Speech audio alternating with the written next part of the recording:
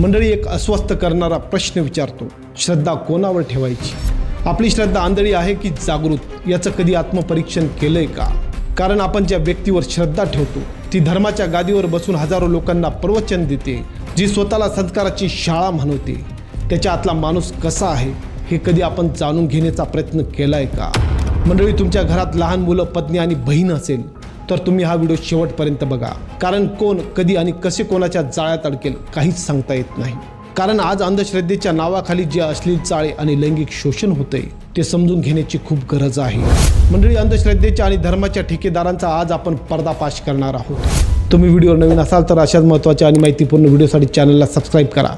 नमस्कार, मी कैलास आणि तुम्ही बघताय नमस्ते महाराष्ट्र. मंडळी, श्रद्धा आणि अंधश्रद्धामधील फरक अगोदर समजून घेऊ.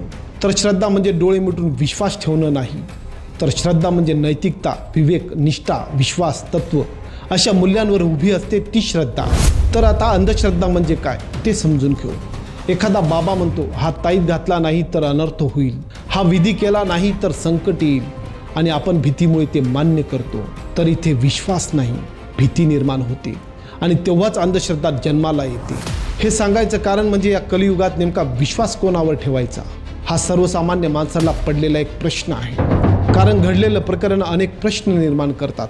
स्वामी अविमुक्तेश्वरानंद यांना कोणत्याही क्षणी अटक होऊ शकते, कारण अल्पवयीन शिष्यांच्या मेडिकल रिपोर्टमधून लैंगिक शोषण झाल्याचं उघड झालंय.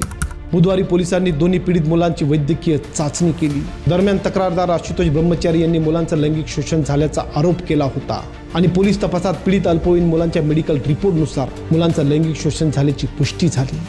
यांनी लैंगिक संबंधांसाठी अल्पवयीन मुलं सुद्धा सोडली नाही. त्या मुलांवर दबाव टाकत त्यांच्यावर अत्याचार केला. अरविंद था, मुकुंदानंद था और प्रकाश था और शंकराचार्य जी.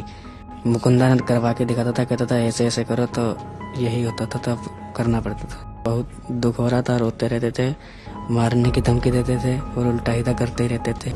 ही कुठली मानसिकता, हे कुठलं अध्यात्म? ज्या वेळेस यांच्यासारख्या धर्माच्या ठेकेदारांच्या मनात अश्लील आणि असे घाणेरडे विचार येत असेल त्यावेळी थोडी तरी लाज वाटली नसेल का? ज्या गादीवर हे बसले आहेत ते अध्यात्म आहे, ती लोकांची श्रद्धा आहे, परमेश्वराची पवित्र जागा आहे.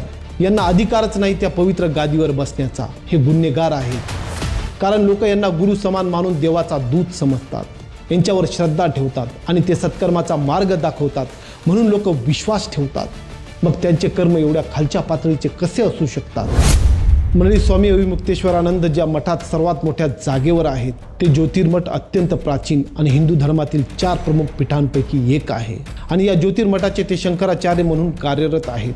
तर मंडळी, हा विषय बाहेर कसा आला आणि तपास आता कुठपर्यंत पोहोचला, आपण हा संपूर्ण घटनाक्रम टप्प्याटप्प्याने समजून घेणार आहोत. आश्रमात धार्मिक शिक्षण घेणाऱ्या काही अल्पवयीन शिष्यांच्या वर्तनात अचानक बदल दिसू लागला आणि काही जणांनी अंतर्गत पातळीवर शंका व्यक्त केली. सुरुवातीला हा विषय आश्रमाच्या मर्यादित वर्तुळापुरताच मर्यादित होता. बाहेर कुणालाही कल्पना नव्हती की पुढे हे प्रकरण इतकं गंभीर वळण घेईल. मंडळी, प्रत्येक मोठ्या प्रकरणामागे एक टर्निंग पॉईंट असतो. या प्रकरणात तो टप्पा म्हणजे पोलिसात दिलेली तक्रार. एक आशुतोष ब्रह्मचारी नावाच्या व्यक्तीने अधिकृत तक्रार दिल्याचे वृत्त समोर आले. तक्रारीत अल्पवयीन मुलांवर कथित लैंगिक अत्याचार झाल्याचे आरोप नमूद करण्यात आला आणि इथूनच विषय आश्रमाच्या भिंतीबाहेर गेला. तक्रार मिळताच पोलिसांनी प्राथमिक पडताळणी सुरू केली.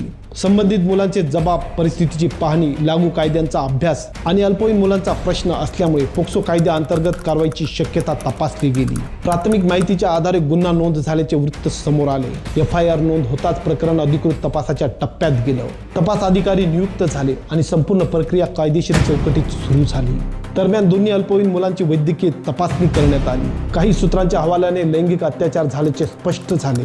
तपासादरम्यान पुढील गोष्टींची चौकशी सुरू असल्याचे सांगितले जाते. पीडितांचे बालमैत्रीपूर्ण जबाब, आश्रमातील कर्मचारी व साक्षीदारांचे जबाब, संभाव्य CCTV फुटेज आणि इथून पुढे शक्यतो पोक्सो अंतर्गत कठोर कारवाई होऊ शकते. मंडळी, आता तरी लोकांनी यांच्या बाबतीत जागृत होणं गरजेचे आहे. अशी कित्येक प्रकरणं भूतकाळात घडली आहेत. आसाराम बापूला 2013 मध्ये अल्पवयीन मुलीवर बलात्कार केल्याच्या आरोपाखाली जन्मठेपेची शिक्षा झाली. एकेकाळी लाखोंचा अनुयायी असलेला हा गुरु तुरुंगात गेला. गुरमीत राम रहीम सिंग, डेरा सच्चा सौदामधील प्रमुख, 2 साध्वींवर बलात्कार प्रकरणात 20 वर्षांची शिक्षा झाली. नारायण साई, आसाराम बापूंचा हा मुलगा, तो सुद्धा बलात्कार प्रकरणात दोषी ठरला आणि तुरुंगात गेला. बिशप फ्रँको मुलक्कल याला 2018 मध्ये ननवर बलात्कार केल्याच्या प्रकरणात जेल झाली. तसेच गुजरातच्या भरूचमधील एक 53 वर्षीय मौलवी अवजाद बेटमत यांच्यावर एका 28 वर्षीय मॉडेलवर बलात्कार केल्याचा आरोप आहे. पोलिसांकडून FIR नोंदवली गेली आणि तपास सुरू आहे. तसेच उत्तर प्रदेशच्या हापूरमधील 65 वर्षीय मौलवीने एका 14 वर्षाच्या मुलीवर वारंवार बलात्कार केल्याच्या आरोपाखाली मौलवीला अटक करण्यात आली आहे. मंडळी, धर्म शिकवणारे, संस्कार देणारे आणि लाखो लोकांच्या श्रद्धेचे केंद्र असलेले धर्मगुरू आणि बाबा जर यांच्यावरच लैंगिक शोषणाचे आरोप झाले तर प्रश्न केवळ एका व्यक्तीचा राहत नाही, तो संपूर्ण व्यवस्थेवर उभा राहतो. म्हणून मंडळी, कोणताही बाबा करू नका, तर तुमच्या घरातील आणि मंदिरातील देवालाच गुरु मानून त्यांची भक्ती करा. त्यांच्या आशीर्वादाने तुमचं काहीच नुकसान होणार नाही. मंडळी, व्हिडिओ आवडला असेल तर सबस्क्राईब करायला विसरू नका. पुन्हा भेटूया पुढच्या व्हिडिओत एका नवीन कहाणीसोबत. तोपर्यंत जय महाराष्ट्र.